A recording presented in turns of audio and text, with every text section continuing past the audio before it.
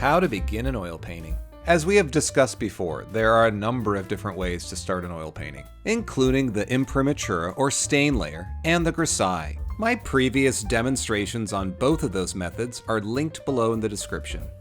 Alla Prima is a very popular method in which the painting is created often in one sitting, where the wet paint is applied to previous layers of still wet paint.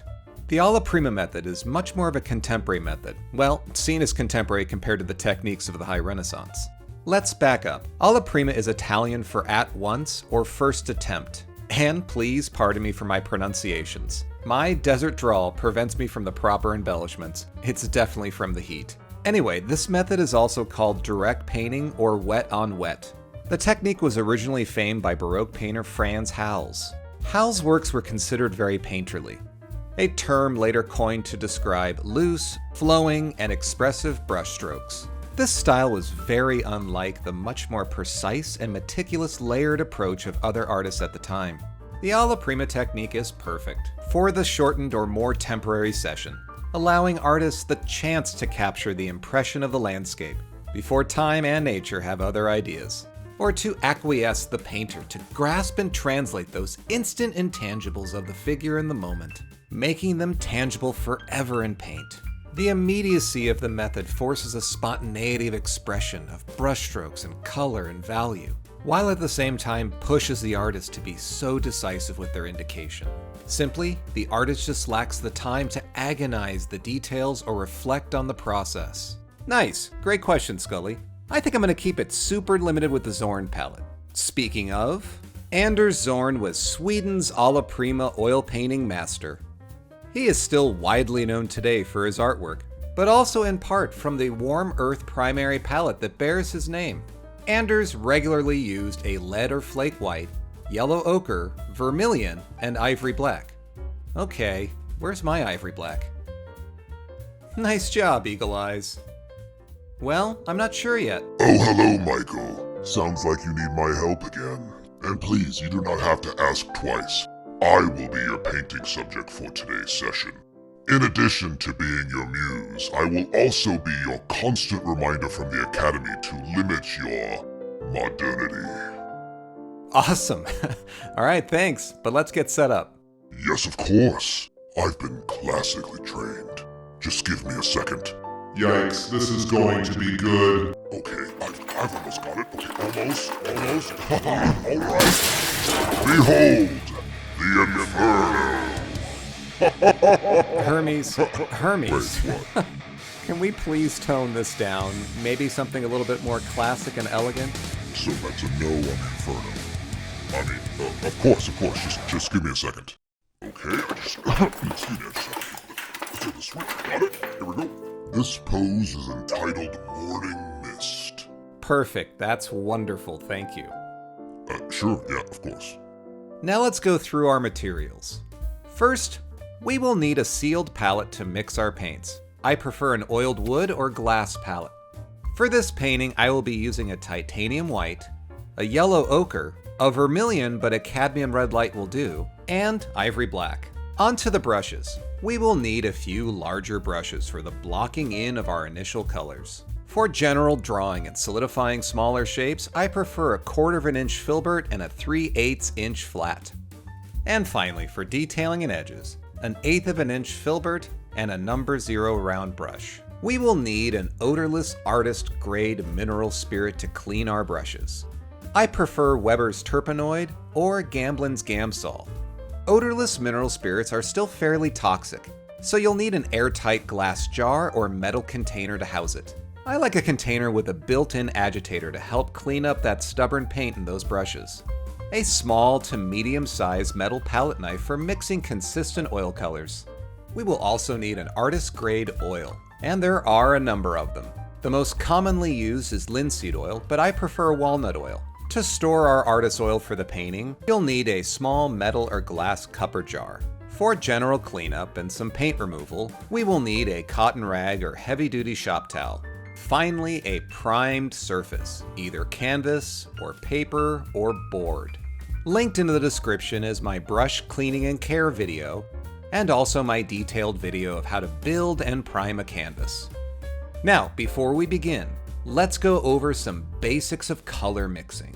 Again, the Zorn is a very limited and neutral primary palette, with ivory black being our only cool color acting as our blue. Yellow ochre is more of a neutral yellow-orange, and vermilion is a very intense red-orange. This limited palette is perfect when you have a dominant amber light source, or when the elements of the painting are much more warm dominant and very limited in cooler temperatures. On to mixing. To create your greens, you will want to mix your ivory black together with your yellow ochre. The greens are very subtle and quite muted. To create your oranges, just simply mix yellow ochre together with vermilion. This pairing is where all the intensity lies within the palette. And finally, mix vermilion with ivory black to create more of a true red and all of your range of violets. Because of how dark black is, this set is a little hard to see, but by adding just a little bit of white, you can unlock all those beautiful colors. Ivory black is a very dark yet muted blue, and in this set of colors, it is used as the cooler hue and at the same time the shading value. A color's direct opposite or complement, such as violet and yellow, make a color darker while neutralizing or desaturating that color. So the more violet I add to yellow, the more neutral and darker yellow becomes. This works with all opposites: orange and blue, red and green, yellow-orange and blue-violet, etc. But for now, I wanted to make an earthy brown like burnt umber for my initial drawing. A brown is a darker orange, so I'll start by mixing my vermilion and yellow ochre together to create that orange. And the opposite of orange is blue. Our blue that we're using is ivory black. So the more I mix ivory black, the darker the brown will be, while bringing down the intensity of that orange. I was hoping to make something close to a burnt umber. Remember, if the mixture starts to turn green, that just means you've used too much yellow in the making of the orange. As we saw earlier, yellow ochre and ivory black do make a green, and the direct opposite of green is red. Thus, to remove the green and to neutralize it back to a brown, add more red. There, that looks like the brown that I wanted. Let's get started with the demonstration, beginning with the initial underdrawing. Also in this initial pass, we will both tone and activate the surface. To do that effectively, use a large 1-inch brush. Charge up your brush with small amounts of both odorless turpentine and your artist oil. You'll want to use enough of this mixture to properly thin the color to create the desired tone, but not so much that your next layers may drip and run straight off the canvas. By toning our gessoed hardboard, we are able to create a more fluid surface for the oil paints to dance across. Also, we create a mid-tone unifying value. This immediately blocks out the bleached white primer, allowing our eyes to see much more effectively and accurately the relationships of both color and value. To ensure an even surface, I like to wipe down the ground tone with a cotton rag. I prefer a surface that's slightly slick but never wet. A final note when it comes to choosing a toning ground. I like to create the color of the average of the overall temperature and value of the painting. Before we hop into the drawing, a few notes on what to look for. Keep your initial sketch loose, with no details, focusing on basic shapes. The easiest way to capture basic shapes is to define the light and the shadow. Again, just simply think of what is being illuminated and what is not in direct illumination. Then outline those contours of light and shadow. I prefer to draw with a 1/4 inch medium-sized filbert. It's generally big enough to block in all those shapes, and yet it's just too large to become immediately intoxicated with all those details. Draw lightly with the paint. This allows you to truly search and explore the surface, becoming aware of proportions and values. Plus, you always want to keep your initial painting thin, so you're not fighting the application of paint in the additional layers. Focus on the largest shapes first, defining the ratios, acknowledging those angles. Always draw through your forms, measuring those relationships, forcing the eye to truly see what's there. The beauty with Alla Prima is that the drawing evolves with the construction of the painting. They are not separate. So keep the initial drawing super simple and loose to allow for those continuous reactions and redefinitions. Once the contours of light and shadow are blocked in, I like to remove with a cotton rag any additional buildup of the mid-tone wash in the light shapes so that it doesn't muddy up my future colors, allowing for clear indication. Remember, forms and shapes dictate details and edges, so always work from the largest shapes to the smallest shapes. Now let's mix our color palette. To do that, let's take a look on how color relates to light and shadow. The visual cues of light and shadow have already been brilliantly categorized through the classical order of light. Thanks to the Academy, Michael. Nice. Anyway, this sequence maps how direct light illuminates an object, giving us a few different ways to set up our palette. First off, keeping things a little bit more on the simpler side, we can create a color that is the average of temperature and value for the light side and for the shadow side. So if we look toward Hermes Morning Mist, we can create this light, mid-tone, yellowish orangey gray to capture the averages of how the light is reflecting off of Hermes.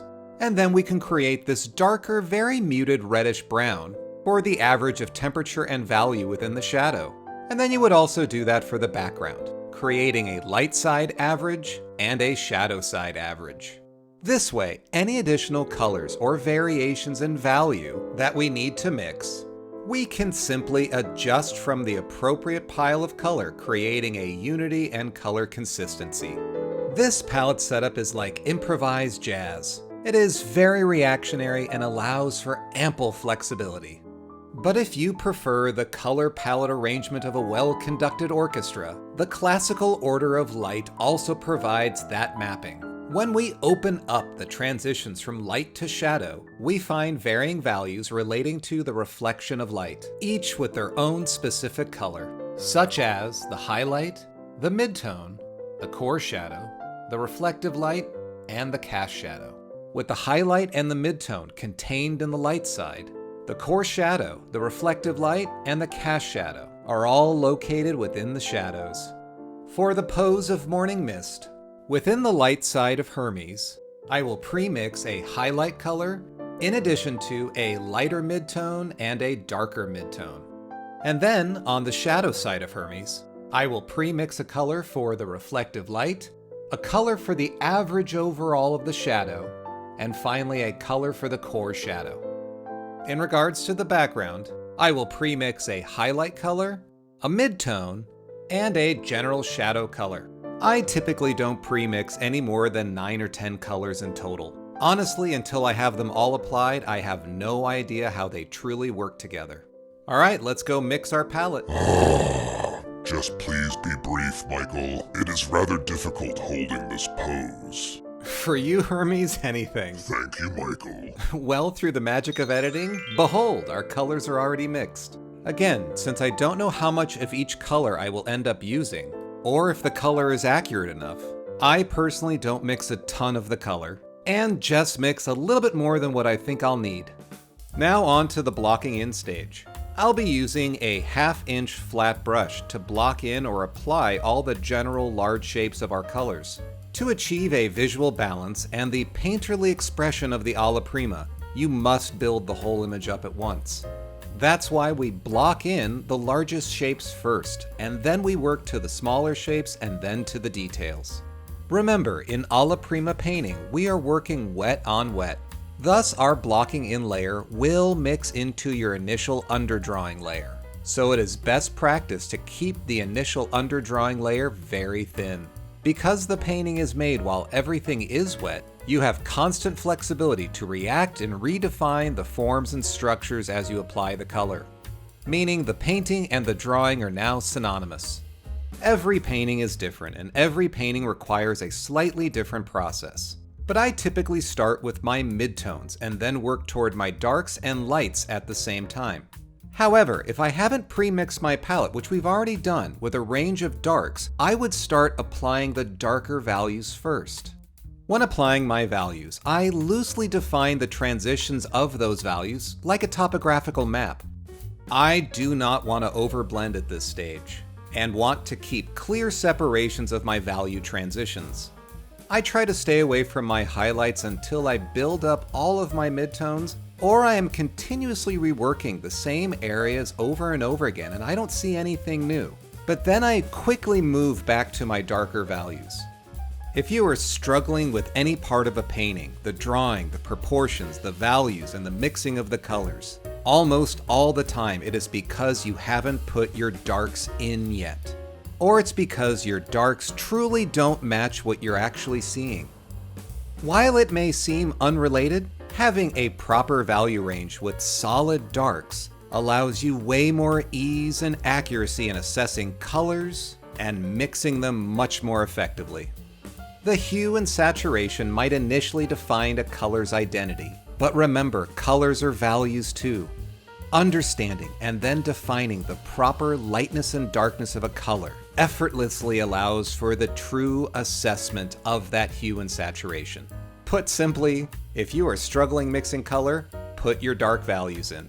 As I work from the largest shapes to the smallest shapes, I adjust the size of my brush to what I need, still always using the biggest brush that I can within that given space. The larger the brush, the more effective the application is of the color, and the more confident it feels. Using smaller or tiny brushes to scrub in large areas ruins the brushes, but also it muddies your colors and visually exhausts the surface of your painting. In the blocking in stage, how much paint should you initially apply? A lot of this is artistic preference, but you will want to apply enough to cover the surface fairly opaquely, and so that you can canvas mix future layers on top, i.e. blending. But you do not want to apply it so heavy that all future layers become so muddy and uncontrollable. Understanding how much paint to put on when you initially apply comes with time and practice. But if you find yourself scrubbing too little paint on your first pass, I would wager you simply didn't mix yourself enough of the color that you needed.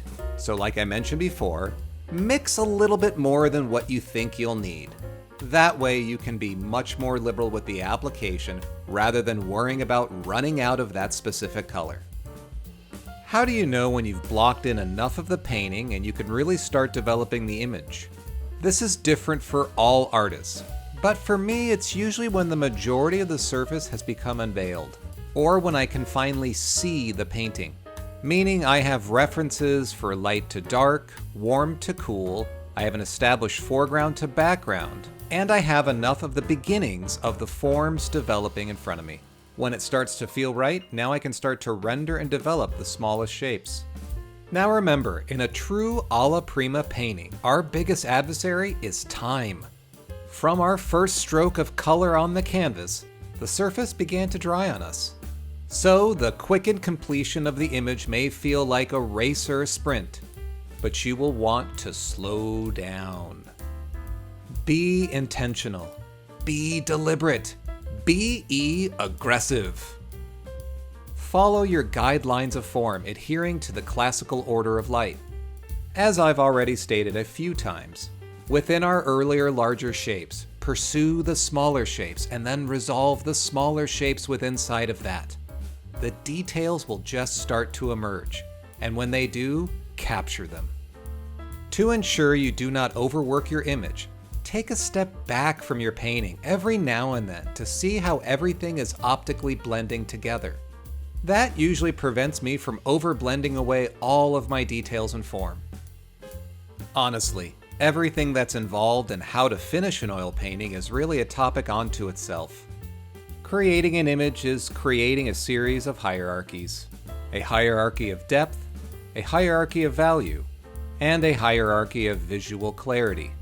And of course, to help achieve this, you will want to use a variety of brushes to fit the individual details, marks, edges, and shapes that you are constructing. Ultimately, to create a surface that is visually interesting and engaging. Every painting's conclusion differs based on the artist, their style, the subject, and the methodology, which leads us back, full circle, to the Alla Prima method.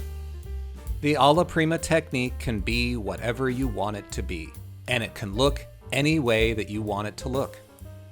Traditionally, Alla Prima is all about energy, expression, life, and vitality, the exaggeration of color, and fluid, effortless mark-making.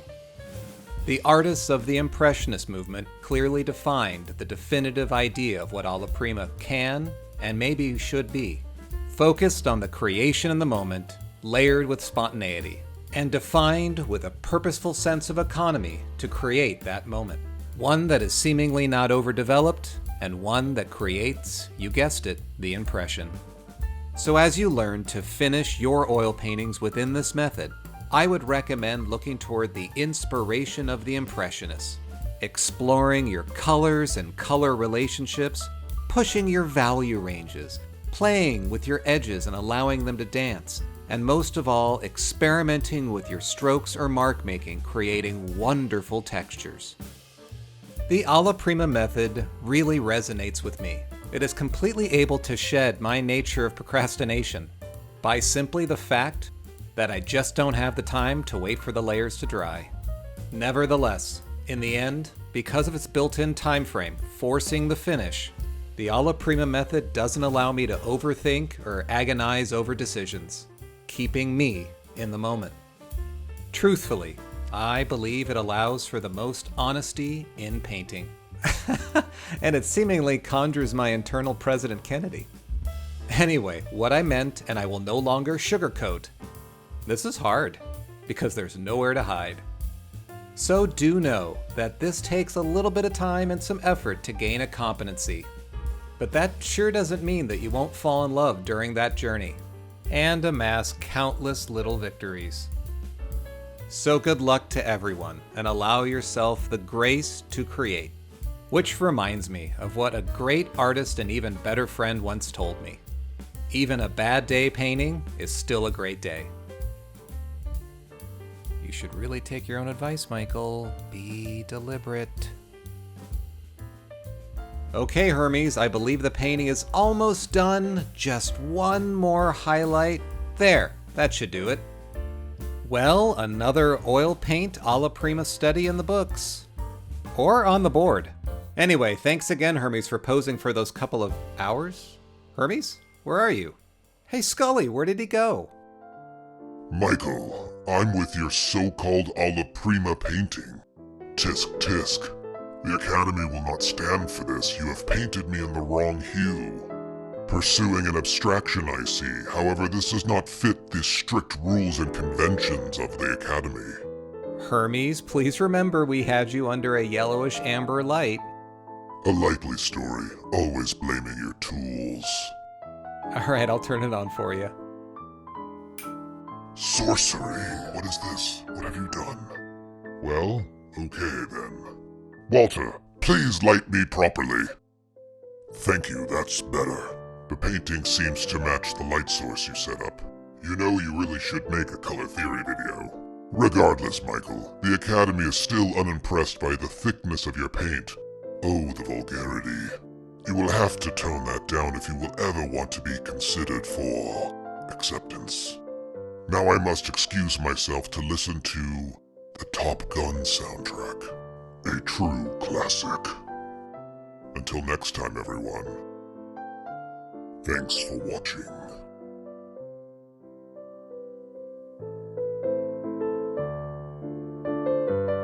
I mean, come on. I'm sorry, but it really doesn't look like me. Maybe it's time to grow that mustache.